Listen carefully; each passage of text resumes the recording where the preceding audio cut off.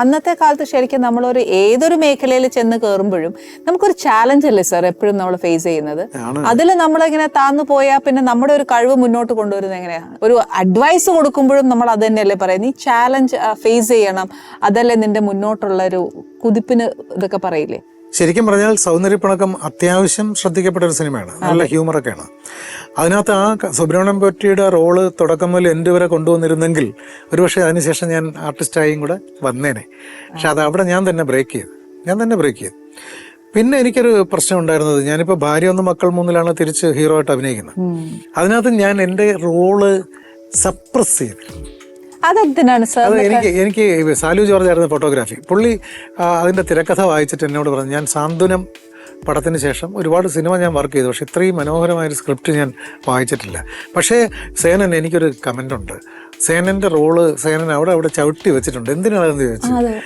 ഞാൻ പറഞ്ഞു, അത് ഞാൻ ശരിക്കും പറഞ്ഞാൽ ആ സിനിമയിൽ സിതാരയുടെ തോളി പോലും കൈവച്ചിട്ടില്ല.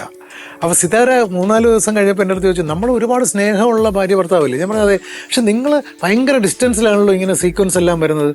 ഞാൻ പറഞ്ഞ, സ്നേഹം കാണിക്കാൻ വേണ്ടി തുടരണമെന്നൊന്നുമില്ല, അത് ഒരു സ്ക്രിപ്റ്റിൻ്റെ ടോട്ടാലിറ്റിയിൽ ആ സ്നേഹം ഉണ്ടാവും.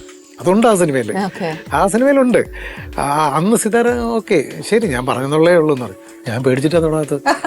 കാരണം നമ്മുടെ ഇവിടുത്തെ ഓഡിയൻസിൻ്റെ ഒക്കെ ഒരു പ്രശ്നം എന്ന് പറഞ്ഞാൽ, നമ്മൾ ഇനി സിതാരയെ ഒന്ന് കെട്ടിപ്പിടിച്ച് ഒരു സീക്വൻസ് വെച്ചാൽ ആഹാ അപ്പൊ ഇതിനാണ് സംവിധാനം തുടങ്ങിയതല്ലേ എന്തും വിളിച്ച് എന്തും പറഞ്ഞു കളയല്ലോ. അപ്പൊ ഒരു പേടി സാറിന്റെ ഉള്ളിലുണ്ട്, ഉണ്ടായിരുന്നു. ഇപ്പൊ കഴിഞ്ഞ സിനിമയില് അത്ര പേടിയില്ല. അതെപ്പോഴാണ് കോൺഫിഡൻസ്? ആരാണ് സാറിന് ഇത്ര മോട്ടിവേറ്റഡ് ആയത്, ഇൻസ്പയർഡ് ആയത്? അല്ല, ഞാനിങ്ങനെ സ്വയം ആലോചിച്ച, കാരണം ആ സബ്ജക്ട് ചെയ്യണമെങ്കിൽ വൈബ്രന്റ് ആയിട്ട് ചെയ്യണം. ആ സബ്ജക്റ്റിൽ ഇപ്പൊ ഞാനും പറഞ്ഞ സിനിമയ്ക്കകത്ത് ഞാൻ വൈബ്രന്റ് ആയിട്ട് ചെയ്തില്ലെങ്കിൽ, അതായത് ആ കഥയ്ക്ക് വേണ്ടുന്ന രീതി ചെയ്തില്ലെങ്കിൽ അത് തകർന്നു പോകും. അപ്പൊ ഞാൻ വിചാരിച്ചു, ഡാൻസ് എങ്കിൽ ഡാൻസ് ഒന്ന് വൃത്തിയായിട്ട് പഠിച്ചങ്ങ് ചെയ്യാന്നുള്ളതാണ്. പക്ഷെ ഇനി ചെയ്യുന്ന സിനിമകളിൽ അത്തരം വേഷങ്ങൾ, ഹെവി വേഷങ്ങളുണ്ടെങ്കിൽ ഞാൻ ആ സപ്രഷൻ എന്തായാലും മാറ്റി.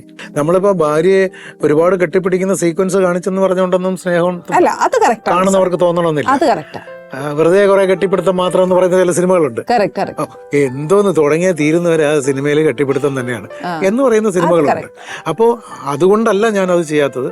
അത് ചെയ്യാതെ ഒരു സ്പർശവുമില്ലാതെ തന്നെ സ്നേഹം ഫീൽ ചെയ്യിപ്പിക്കുന്ന ഭാര്യ ഭർത്താവ്. ഇതുപോലെ എന്നോട് പലരും ചോദിച്ചിട്ടുണ്ട്, ആ സിനിമ പലരും ടി വിയിലൊക്കെ കണ്ടവരും ചോദിച്ചിട്ടുണ്ട്, ഇത്രയും സ്നേഹമുള്ള ഭർത്താവാണോ ജീവിതത്തിൽ? ഞാൻ പറയാം, അതിൽ അതേയോട് തന്നെ ചോദിക്കാം. ചേച്ചി 100% പറയും. എന്ത് പറയും? ഭർത്താവ് തന്നെയാന്നാ പറയത്തുള്ളൂ, അല്ലാതെ ഒരിക്കലും ചേച്ചി, കാരണം എനിക്ക് ചേച്ചിയെ പേഴ്സണലി അറിയാം. ഞാൻ കാര്യം പറയട്ടെ സാർ, ദേഷ്യമില്ലാത്ത ഒരു വ്യക്തികൾ ആരുമില്ല, ഉണ്ടോ? ഇല്ല. ഇപ്പൊ ആണായാലും പെണ്ണായാലും ദേഷ്യം കാണും, അവർക്ക് അവരുടേതായ മോശമല്ലെന്നുള്ളത് എനിക്ക് ഏട്ടന് ഒട്ടും മോശമല്ല. ഷാജിയുടെ ലൊക്കേഷനിൽ ഞാൻ പോയിട്ടുണ്ട്. എന്നാ ഞാനൊരു കാര്യം പറയട്ടെ, ലൊക്കേഷനിലുള്ള ഷാജി കൈലാസ് അല്ല വീട്ടില്.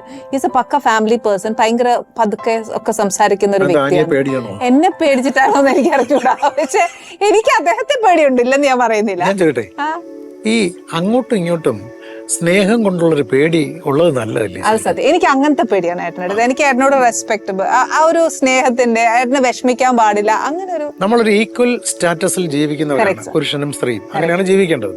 അങ്ങനെ വരുമ്പോ സ്നേഹം കൊണ്ടുള്ളൊരു ഭയം. ഇപ്പൊ എന്റെ അടുത്ത് ഈ ലോകത്ത് ഏറ്റവും പേടി ആരെയെന്ന് വെച്ചാൽ അതേന്ന് തന്നെ പറയത്തുള്ളൂ, വേറെ ആരെയും എനിക്ക് പേടിയില്ല. ഏറ്റവും പേടിയാരെ ഇല്ലാതെ.